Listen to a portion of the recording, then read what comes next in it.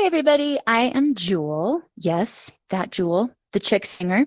Some of you may or may not know I actually have a really long history in the mindfulness field in a variety of ways. One short story here, story time.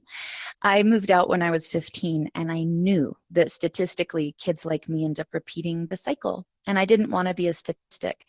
But I knew that as much as I had a genetic inheritance that would give me a predisposition to something like diabetes or heart disease, I also had an emotional inheritance, and that would give me a predisposition to something like abuse or addiction or an inability to have conflict in a healthy way.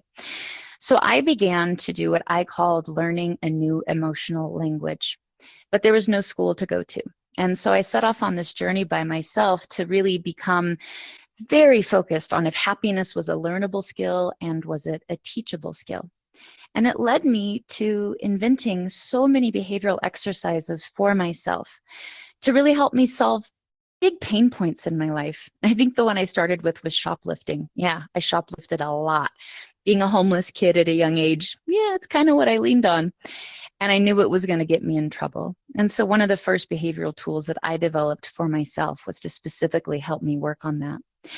Years later, flash forward, well, and by the way, my career did really good, so I was thankful. But I knew my number one job was to learn how to be a happy, whole human and not a human full of holes. And so I wanted to see if these skills that I developed would work for other people. And so I helped co-found the Inspiring Children Foundation. And what we do is we work with at-risk youth with a variety of mental health issues, from suicidal ideation to social anxiety to general anxiety, all kinds.